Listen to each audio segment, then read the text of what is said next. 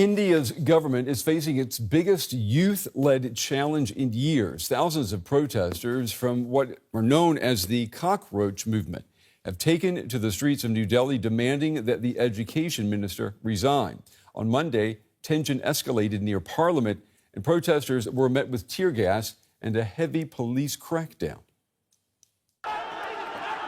Chaos on the streets of New Delhi as baton-wielding police charge protesters.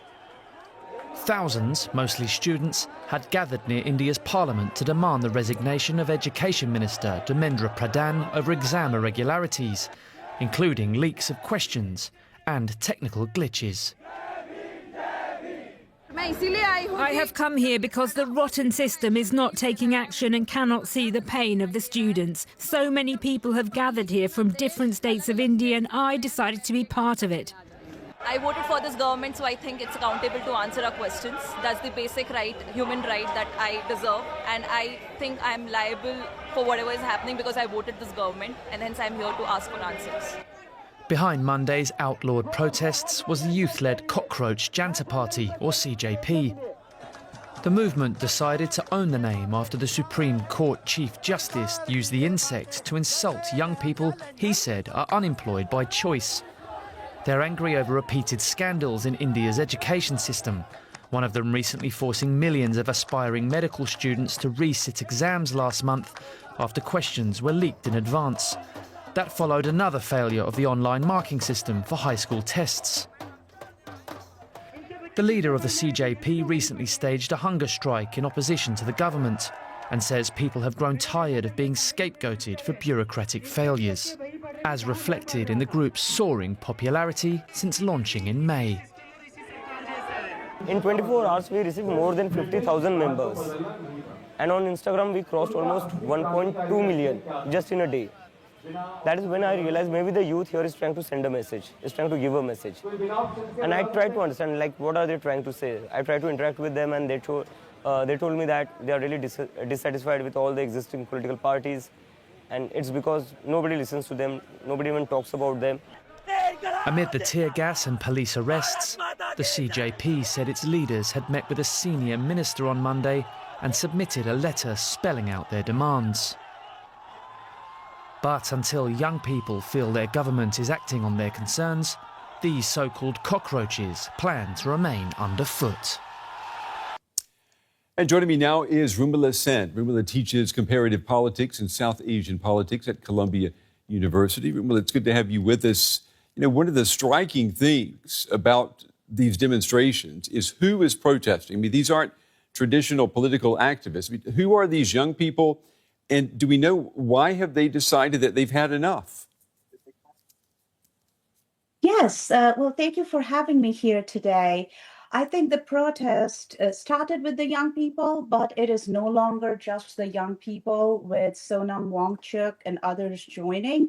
It has now sort of been a more Indian protest of the middle class, the ordinary people who are upset with how things are. As you say, this is really about something much larger, about opportunity, unemployment, and a feeling that the system is no longer working. Am I reading that correctly? I think yes. This is one way of looking at it is as something of a Gen Z uprising that happened in South Asia, as you know, in Bangladesh, in Nepal. It also went beyond the region in Indonesia, in other parts of the world as well. So there is this general feeling among the young people that opportunities are drying up. And also there is not much understanding among the political elites what kind of fear and anxiety regarding their education and employment these young people are facing. And this is not just India, but in other parts of the world as well.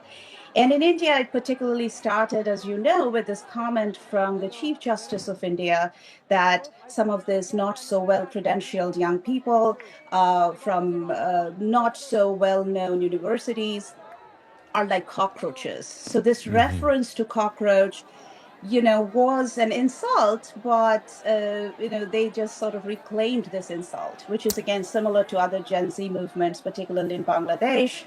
When the prime minister insulted the young protesters as sort of the fifth columnists, the betrayers of national cause, they internalized that and made that their power. So in this case, it started with that, but it's more than just the education, or how this rich-poor divide or the generational divide, the general anxiety. It is now also about accountability. It's about accountability of the elected politicians.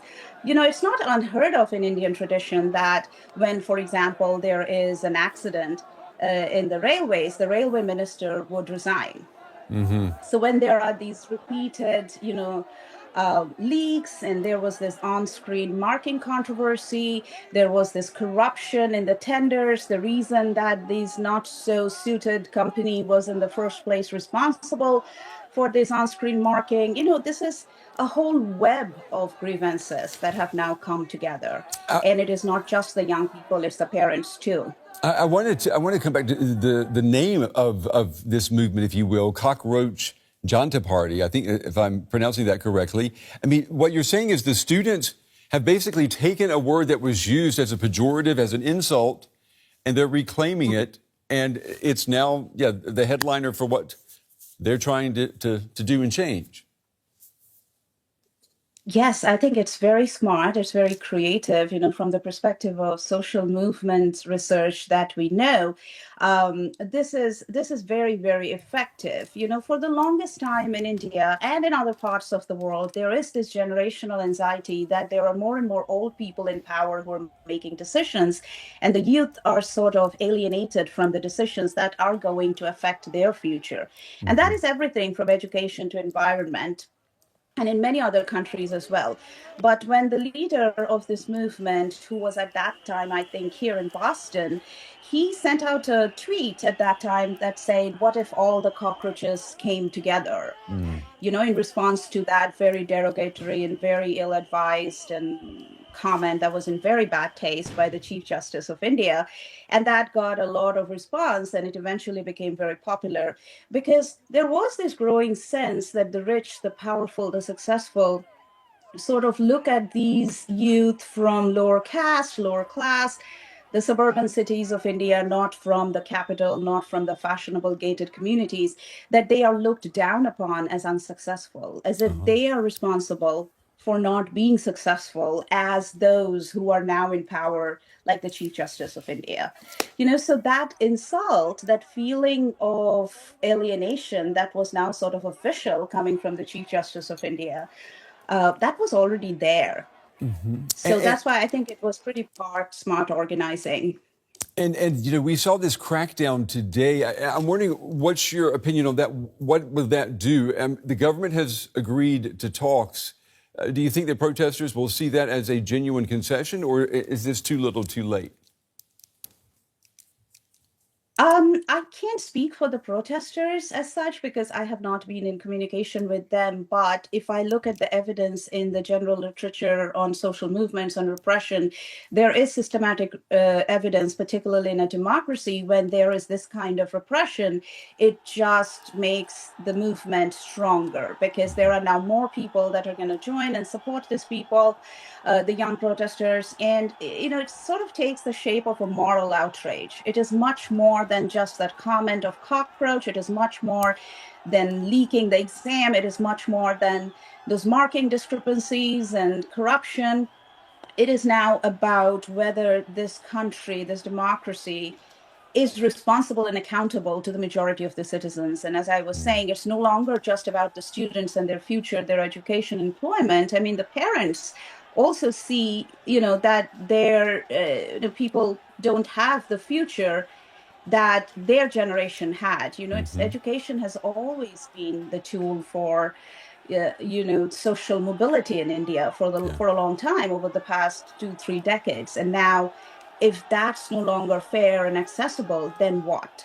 Yeah, you bring up a very good point. Rumila Sen with Columbia University. We appreciate your time and we appreciate your insights in helping us understand this. Thank you. Thank you very much for having me.